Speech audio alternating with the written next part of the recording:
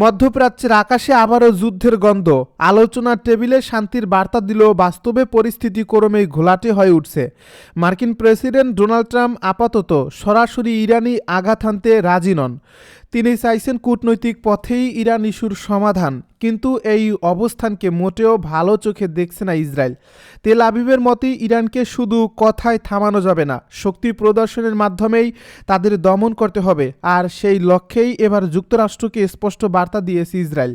ইরানের ব্যালিস্টিক ক্ষেপণাস্ত্র কর্মসূচি যদি সম্ভাব্য কোনো চুক্তিতে অন্তর্ভুক্ত না করা হয়, তাহলে তারা এককভাবে সামরিক অভিযানে যেতে পারে। ইসরায়েলি গণমাধ্যম এবং দেশটির নিরাপত্তা সূত্রের বরাতে এই তথ্য সামনে এসেছে। ওমানে যুক্তরাষ্ট্র ও ইরানের মধ্যে পরোক্ষ আলোচনা পুনরায় শুরু হওয়ার প্রেক্ষাপটে এমন সতর্কবার্তা মধ্যপ্রাচ্যে নতুন করে উত্তেজনার তারও বাড়িয়ে দিয়েছে। কূটনৈতিক আলোচনার সময় যখন শান্তির সম্ভাবনা নিয়ে আলোচনা হচ্ছে, ঠিক তখনই ইসরায়েলের এই বক্তব্য পরিস্থিতিকে আরও অনিশ্চিত করে তুলছে। কারণ ইসরায়েল স্পষ্টভাবে ইঙ্গিত দিয়েছে, যুক্তরাষ্ট্র অপেক্ষা করলেও তারা বসে থাকবে না। গত সপ্তাহে ওমানে যে আলোচনা শুরু হয়েছে, সেটিকে 2025 সালের জুনের পর প্রথম আনুষ্ঠানিক সংলাপ হিসেবে দেখা হচ্ছে। ওই সময়ে পরিস্থিতি ছিল আরও ভয়াবহ, কারণ ইসরায়েল ও যুক্তরাষ্ট্র যৌথভাবে ইরানের উপর সামরিক হামলা চালানোর পর আলোচনা কার্যত ভেস্তে গিয়েছিল। এবার নতুন করে আলোচনার দরজা খুললেও ইসরায়েলের আশঙ্কা, তেহরান এটিকে সময় ক্ষেপণের হাতিয়ার হিসেবে ব্যবহার করছে।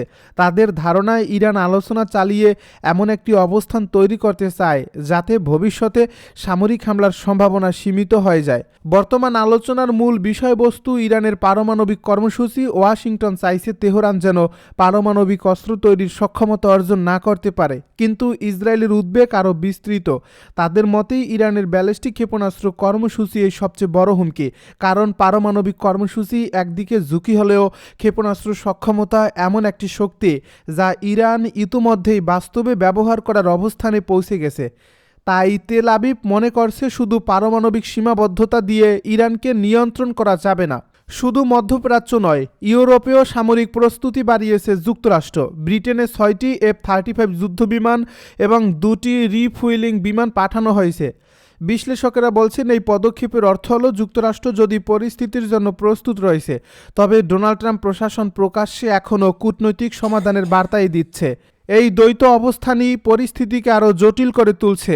এমন অবস্থায় ইসরায়েলের প্রধানমন্ত্রী বেনিয়ামিন নেতানিয়াহু আগামী 11 ফেব্রুয়ারি ওয়াশিংটনে প্রেসিডেন্ট ডোনাল্ড ট্রাম্পের সঙ্গে বৈঠকে বসতে যাচ্ছেন। আলোচনার মূল বিষয় হবে ইরান সংক্রান্ত সম্ভাব্য সমঝোতা এবং চুক্তির শর্ত। ইসরায়েলি কর্মকর্তার আশঙ্কা প্রকাশ করেছেন, ট্রাম্প হয়তো ইয়েমেনের হুতিদের বিরুদ্ধে সাম্প্রতিক অভিযানের মতো সীমিত হামলার কৌশল নিতে পারেন। তারা মনে করছে, এমন সীমিত হামলা ইরানের মূল সামরিক সক্ষমতাকে অক্ষত রেখে দিতে পারে। ইরানের সামরিক সক্ষমতা নিয়ে পশ্চিমা বিশ্বে উদ্বেগ এখন আর গুজব বা কূটনৈতিক সতর্কবার্তার মধ্যে সীমাবদ্ধ নেই, বরং এই আতঙ্ক ধীরে ধীরে বাস্তব নিরাপত্তা হুমকিতে পরিণত হচ্ছে। পশ্চিমা সামরিক বিশ্লেষকদের মতে, ইরানের দূরপাল্লার ক্ষেপণাস্ত্র প্রযুক্তি এমন পর্যায়ে পৌঁছাতে পারে যেখানে লন্ডন সহ ইউরোপের গুরুত্বপূর্ণ শহরগুলো সরাসরি হামলার আওতায় চলে আসবে। আর এই আশঙ্কা ইউরোপীয় নিরাপত্তা কাঠামোকে নতুন করে প্রশ্নের মুখে দাঁড় করাচ্ছে। কারণ যুদ্ধের আশঙ্কা শুধু মধ্যপ্রাচ্যে সীমাবদ্ধ থাকছে না, এটি ধীরে ধীরে ইউরোপের আকাশ পর্যন্ত বিস্তৃত হচ্ছে।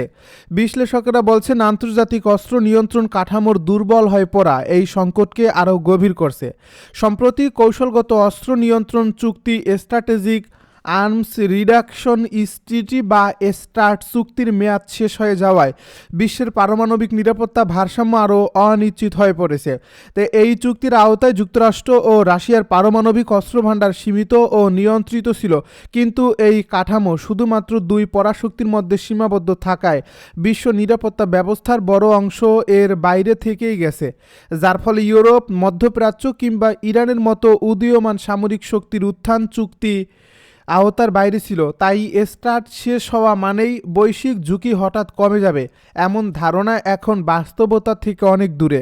শীতল যুদ্ধের সময় পারমাণবিক যুদ্ধের মূল ভয় ছিল যুক্তরাষ্ট্র এবং সোভিয়েত ইউনিয়নের মধ্যে প্রথম আঘাত বা ফার্স্ট স্ট্রাইকের সম্ভাবনা। সেই সময় থেকেই মিউচুয়ালি অ্যাসিরোড ডিস্ট্রাকশন বা পারস্পরিক ধ্বংস নিশ্চিত হওয়ার ধারণা কার্যকর ছিল।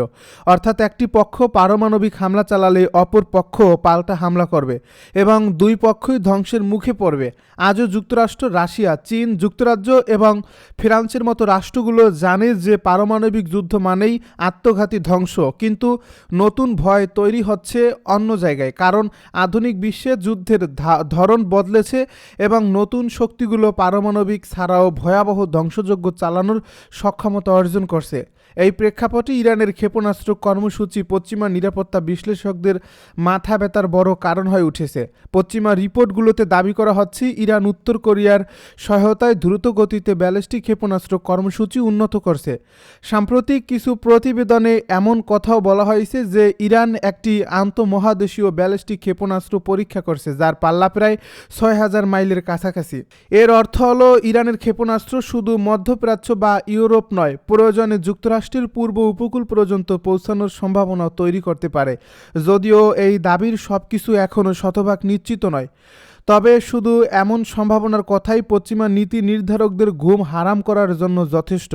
এখানে সবচেয়ে গুরুত্বপূর্ণ দিক হলো এই ক্ষেপণাস্ত্র যদি পারমাণবিক বহন বা নাও করে, তবুও তা ভয়াবহ বিপর্যয় ঘটাতে সক্ষম। আধুনিক ব্যালিস্টিক ক্ষেপণাস্ত্র অত্যন্ত দ্রুত গতিতে আঘাত হানে এবং বিশাল গতিশক্তির মাধ্যমে বড় শহরে মারাত্মক ধ্বংস সৃষ্টি করতে পারে। বিশ্লেষকেরা বলছেন, লন্ডন, প্যারিস বা বার্লিনের মতো শহরে একটি বড় ক্ষেপণাস্ত্র আঘাত মানে শুধু হাজার হাজার প্রাণহানি নয়, বরং রাজনৈতিকভাবে তা হবে এমন এক ধাক্কা যা পুরো বিশ্ব ব্যবস্থাকে অস্থিতিশীল করে তুলতে পারে। ইউরোপীয় অর্থনীতি, ন্যাটোর বিশ্বাসযোগ্যতা এবং আন্তর্জাতিক শক্তির ভারসাম্য সবকিছু একসাথে নড়ে যেতে পারে। এই অবস্থায় ইসরায়েলের ভূমিকা নতুন করে আলোচনার কেন্দ্রে চলে এসেছে, কারণ ইসরায়েল বহুদিন ধরেই ইরানকে তাদের অস্তিত্বের জন্য সবচেয়ে বড় হুমকি হিসেবে দেখে আসছে, আর সেই কারণেই তারা যুক্তরাষ্ট্রের সহযোগিতায় দীর্ঘদিন ধরে অত্যাধুনিক ক্ষেপণাস্ত্র প্রতিরক্ষা ব্যবস্থা তৈরিতে বিনিয়োগ করছে। অ্যারো মিসাইল ডিফেন্স সিস্টেম নামে পরিচিত এই প্রতিরক্ষা ব্যবস্থা শত্রু ক্ষেপণাস্ত্রকে মহাকাশে ধ্বংস করতে সক্ষম। 2024 সালে এই প্রযুক্তি বাস্তব পরীক্ষায় সফলভাবে কার্যকারিতা দেখিয়েছে বলে দাবি করা হয়, যার ফলে ইউরোপীয় দেশগুলো এখন ইসরায়েলের এই প্রতিরক্ষা প্রযুক্তিকে নিজেদের নিরাপত্তার সম্ভাব্য ঢাল হিসেবে দেখছে। জার্মানি ইতিমধ্যে প্রায় $6.5 বিলিয়ন ব্যয়ে এই অ্যারো সিস্টেম কিনছে ইউরোপিয়ান স্কাই শিল্ড ইনিশিয়েটিভের অংশ হিসেবে। এই প্রকল্পের লক্ষ্য হল ইউরোপকে ক্ষেপণাস্ত্র হামলার বিরুদ্ধে একটি সম্মিলিত প্রতিরক্ষা বলয়ের আওতায় আনা। এই উদ্যোগে যুক্তরাজ্য অংশ নিচ্ছে, কারণ লন্ডনের নিরাপত্তা এখন শুধু নিজস্ব সেনাবাহিনীর শক্তির উপর নির্ভর করে না, বরং ইউরোপীয় প্রতিরক্ষা কাঠামোর সঙ্গে গভীরভাবে যুক্ত। তবে বাস্তবতা হলো ইউরোপের অনেক দেশেই এখন পর্যাপ্ত প্রতিরক্ষা সক্ষমতা তৈরি করতে পারেনি, যার ফলে ইরানের মতো রাষ্ট্রের সম্ভাব্য ক্ষেপণাস্ত্র হুমকি তাদের জন্য বড় সংকট হয়ে উঠছে।